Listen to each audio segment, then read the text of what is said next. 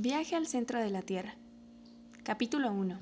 El domingo 24 de mayo de 1863, mi tío, el profesor Lidenbrock, entró rápidamente a su hogar, situado en el número 19 de la Königstraße, una de las calles más tradicionales del barrio antiguo de Hamburgo. Marta, su excelente criada, se preocupó sobremanera, creyendo que se había retrasado, pues apenas empezaba a cocinar la comida en el hornillo. Bueno, pensé para mí, si mi tío viene con hambre se va a armar la de San Quintín, porque no conozco a otro hombre de menos paciencia. «¿Tan temprano ya está aquí el señor Lidenbrock?», exclamó la pobre Marta, con arrebol, entreabriendo la puerta del comedor.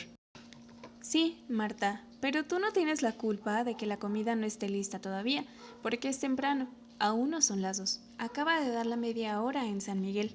¿Y por qué ha venido tan pronto el señor Lidenbrock? Él lo explicará seguramente. ¡Ahí viene!», yo me escapo. «Señor Axel, cálmelo usted, por favor». Y la excelente Marta se retiró presurosa a su recinto culinario, dejándome solo. Pero, como mi timidez no es lo más indicado para hacer entrar en razón al más irascible de todos los catedráticos, había decidido retirarme prudentemente a la pequeña habitación del piso alto que utilizaba como dormitorio, cuando se escuchó el giro sobre sus goznes de la puerta de la calle.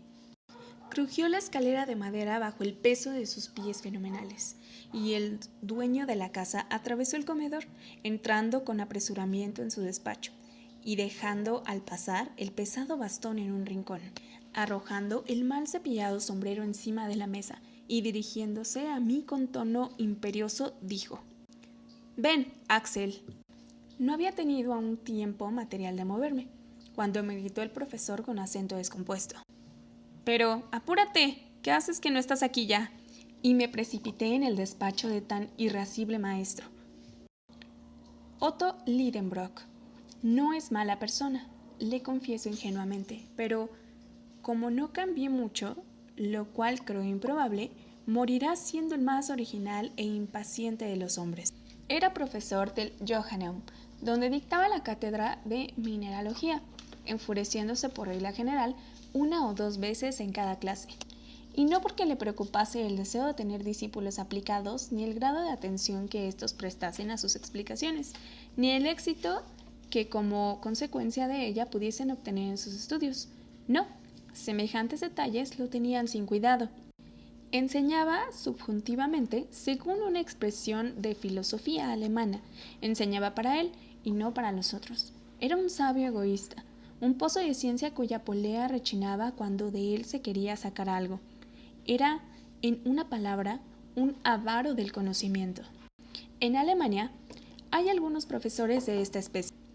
Mi tío no gozaba, por desgracia, de una facilidad de palabra, por lo que menos cuando se expresaba en público, lo cual para un orador constituye un defecto lamentable. En sus lecciones en el Johanneum se detenía a lo mejor luchando con un recalcitrante vocablo que no quería salir de sus labios, con una de esas palabras que se resisten, se traban y se acaban por ser expedidas bajo la forma de un taco, siendo este el origen de su cólera. Hay en mineralogía muchas denominaciones, semigriegas, semilatinas, difíciles de pronunciar, nombres rudos que lastimarían los labios de un poeta. No quiero criticar a esta ciencia, lejos de mi profanación semejante. Pero cuando se trata de las cristalizaciones romboédricas, de las resinas retinasfálticas, de las selenitas, de las tuxtitas, de los molibdatos de plomo, de los tungsatatos de magnesio y de los titanatos de circonio, bien se puede perdonar a la lengua más expedita que tropiece y se haga enredo. En la ciudad era conocido por todo este excusable defecto de mi tío, por el que muchos desahogados aprovechaban para burlarse de él, cosa que le exasperaba en extremo, y su furor era causa de que se arreciesen las risas, lo cual es de muy mal gusto hasta en la misma Alemania. Y si bien es muy cierto que contaba siempre con gran número de oyentes en su aula, no lo es menos que la mayoría de ellos iban solo a divertirse a costa del catedrático. Como quiera que sea, no me cansaré de repetir que mi tío era un verdadero sabio, aun cuando rompía muchas veces las muestras de minerales por tratarlos sin el debido cuidado, unía al genio del geólogo la perspicacia de mineralogista. Con el martillo, El punzón, la brújula, el soplete y el frasco de ácido nítrico en las manos no tenía rival. Por su modo de romperse, su aspecto y su dureza, por su fusibilidad y sonido, y por su olor y su sabor, clasificaba sin titubear un mineral cualquiera entre las 600 especies con que en la actualidad cuenta la ciencia. Por eso, el nombre de Lidenbrock gozaba de gran predicamento en los gimnasios y asociaciones nacionales. Humphrey Davy de Humboldt y los capitanes Franklin y Sabine no dejaban de visitarle a su paso por Hamburgo. Becquerel, Beckmann, Brewster, Dumas y Milne Edwards solían consultarle las cuestiones más palpitantes de la química. Esta ciencia le debía magníficos descubrimientos y en 1853 había aparecido en Leipzig un tratado de cristalografía trascendental por el profesor Otto Lidenbrock, obra en folio, ilustrada con números grabados, que no llegó, sin embargo, a cubrir los gastos de impresión. Además de lo dicho, mi tío era conservador del Museo Mineralógico del Sr. Struve, embajador de Rusia, preciosa colección que gozaba de merecida y justa fama en Europa. Tal era el personaje que con tanta impaciencia me llamaba. Imaginaos un hombre alto, delgado, con una salud de hierro y un aspecto juvenil que le hacía aparentar 10 años menos de los 50 que contaba. Sus grandes ojos observaban a todas partes detrás de sus amplias gafas. Su larga y afilada nariz parecía una lámina de acero. Los que le perseguían con sus burlas decían que estaba imanada y que atraía las limaduras de hierro. Calumnia vil, sin embargo, pues solo atraía el tabaco, aunque en gran abundancia, dicho sea en honor de la verdad. Cuando haya dicho que mi tío caminaba a pasos matemáticamente iguales, que medía cada uno medía toesa de longitud, y añadido que siempre lo hacía con los puños sólidamente apretados, señal de su carácter irascible. Lo conocerá lo bastante el lector para no desear su compañía. Vivía en su modesta casita de Königsstraße, en cuya construcción entraban por partes iguales la madera y el ladrillo, y que daba a uno de esos canales tortuosos que cruzan el barrio más antiguo de Hamburgo, felizmente salvado del incendio de 1842. Cierto que tal casa estaba un poco inclinada y amenazaba con su vientre a los transeúntes, que tenía el techo caído sobre la oreja, como las gorras de los estudiantes de Tugendhat, que la verticalidad de sus líneas no era lo más perfecto, pero se mantenía firme gracias a un olmo secular y vigoroso en el que se apoyaba la fachada, y que al cubrirse de hojas llegaba la primavera, remozábala con un alegre verdor. Mi tío, para profesor alemán, no dejaba de ser rico. La casa y cuanto encerraba eran de su propiedad. En ella compartíamos con él la vida su ahijada Grauben, una joven curlandesa de 17 años de edad, y la criada Marta y yo, que, en mi doble calidad de huérfano y sobrino, le ayudaba a preparar sus experimentos. Confieso que me dediqué con gran entusiasmo a las ciencias mineralógicas. Por mis venas circulaba sangre de mineralogista, y no me aburría, jamás en compañía de mis valiosos pedruscos. En resumen, que vivía feliz en la casita de la Königsstraße, a pesar del carácter impaciente de su propietario, porque éste, independientemente de sus maneras brutales, me profesaba gran afecto.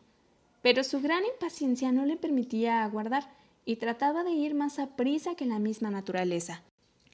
En abril, cuando plantaba en los potes de loza de su salón pies de reseda o de convólvulos, iba todas las mañanas a tirarles de las hojas para tratar así de acelerar su crecimiento.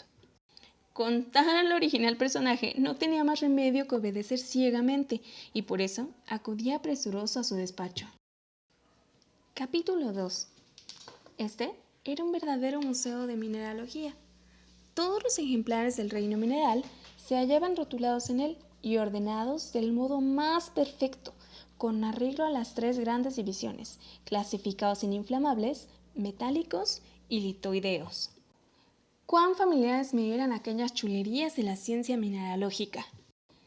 ¿Cuántas veces, en vez de irme a jugar con los muchachos de mi edad, me había entretenido en quitar el polvo a aquellos grafitos y antracitas y hullas y lignitos y turbas? y los betunes y resinas y sales orgánicas que era preciso preservar del menor átomo de polvo, y aquellos metales, desde el hierro hasta el oro, cuyo valor relativo desaparecía ante la igualdad absoluta de los ejemplares científicos. Y todos aquellos pedruscos que hubiesen bastado para reconstruir la casa de la Königstrasse, hasta con una buena habitación suplementaria en la que me habría yo instalado con toda comodidad. Pero cuando entré en el despacho, no podía llegar a pensar en nada de esto. Mi tío solo absorbía mi mente por completo. Hallábase arrellanado en su gran butacón, forrado de terciopelo de Utrecht, y tenía entre sus manos un libro que contemplaba con profunda admiración. ¡Qué libro, qué libro!, repetía sin cesar. Esas exclamaciones me recordaron que el profesor Lidenbrock era también bibliómano en sus momentos de ocio, si bien no había ningún libro que tuviese valor para él como no fuese inhalable o, al menos, ilegible. ¿No ves?, me dijo. ¿No ves? Es un inestimable tesoro que he hallado esta mañana registrando la tienda del judío Hevelius. ¡Magnífico!, exclamé yo, con simulado entusiasmo. En efecto, ¿a qué tanto entusiasmo por un viejo libro en cuarto cuyas tapas y lomos parecían forrados de grosero cordobán y de cuyas amarillentas hojas pendían un descolorido registro? Sin embargo, no cesaban las admirativas exclamaciones del enjunto profesor. Vamos a ver, decía preguntándose y respondiéndose a sí mismo. ¿Es un buen ejemplar? Sí, magnífico. ¿Y qué encuadernación? ¿Se abre con facilidad? Sí. Permanece abierto por cualquier página que se le deje. Pero, ¿cierra bien? Sí, porque las cubiertas y las hojas forman un todo bien unido, sin separarse ni abrirse por ninguna parte. Y este lomo que se mantiene ileso después de 700 años de existencia. ¡Ah! He aquí una encuadernación capaz de envenenar a Bosserian, a Clos y hasta el mismo Purgold. Al expresarse de esta suerte, abría y cerraba mi tío el feo y repugnante libraco. Y yo, por pura fórmula, pues no me interesaba lo más mínimo, pregunté: ¿cuál es el título de ese maravilloso volumen? Interrogué con un entusiasmo demasiado exagerado para que no fuese fingido. Esta obra, respondió mi tío animándose, es el Heimskringla de Snorri Sturluson, el famoso autor islandés del siglo XII. Es la crónica de los príncipes noruegos que reinaron en Islandia. ¿De veras?, exclamé yo, afectando un gran asombro. ¿Será sin duda alguna traducción alemana? ¿Una traducción?, respondió el profesor indignado. ¿Y qué habría de decir yo con una traducción? Para traducciones estamos. Es la obra original en islandés, ese magnífico idioma, sencillo y rico a la vez, que autoriza las más variadas combinaciones gramaticales y numerosas modificaciones de palabras. Como el alemán, intuí yo con acierto. Sí, respondió mi tío encogiéndose de hombros, pero con la diferencia de que la lengua islandesa admite, como el griego, los 3 géneros y declina los nombres propios como el latín. ¡Ah!, exclamé yo con la curiosidad un tanto estimulada. ¿Y es bella la impresión? ¿Impresión? ¿Pero cómo se te ocurre hablar de esa impresión, desdichado Axel? Bueno, fuera, pero ¿es que crees por ventura que se trata de un libro impreso? Se trata de un manuscrito, ignorante, y de un manuscrito rúnico, nada menos. ¿Rúnico? Sí. ¿Vas a decirme ahora que te explique lo que significa esto? Me guardaría bien de ello, repliqué con el acento de un hombre ofendido en su amor propio. Pero, quieras que no, soporté que me enseñara mi tío cosas que no me interesaban lo más mínimo. Las runas, prosiguió, eran unos caracteres de escritura usada en otro tiempo en Islandia, y según la tradición, fueron inventados por el mismo Odín. Pero, ¿qué haces, impío, que no admiras estos caracteres salidos de la mente excelsa de un dios? Sin saber qué responder, iba ya a prosternarme, género de respuesta que sabe agradar a los dioses tanto como a los reyes, porque tienen la ventaja de no ponerles en el brete de tener que replicar cuando un incidente imprevisto vino a dar la conversación otro giro. Fue la aparición de un pergamino grasiento que, deslizándose de entre las hojas del libro, cayó al suelo. Mi tío se apresuró a recogerlo con indecible avidez. Un antiguo documento encerrado tal vez desde tiempo inmemorial dentro de un libro viejo. No podía menos de tener para él un elevadísimo valor. «¿Qué es esto?», exclamó emocionado. Y al mismo tiempo desplegaba cuidadosamente sobre la mesa un trozo de pergamino de unas 5 pulgadas de largo por 3 de ancho, en el que había trazados en líneas transversales unos caracteres mágicos. El profesor examinó atentamente durante algunos instantes esta serie de garabatos y al fin dijo quitándose las gafas: «Estos caracteres son rúnicos.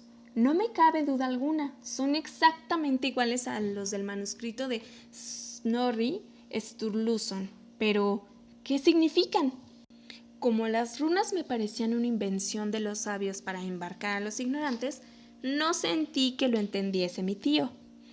Así, al menos, me lo hizo suponer el temblor de sus dedos, que comenzó a agitar de una manera convulsa. «Sin embargo, es islandés antiguo», murmuraba entre dientes.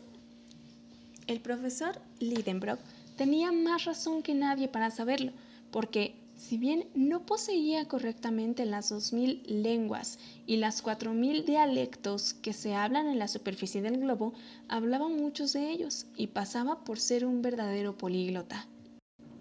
Al dar con esa dificultad, iba a dejarse llevar de su carácter violento, y ya veía yo venir una escena desagradable cuando dieron las 2 en el reloj de la chimenea.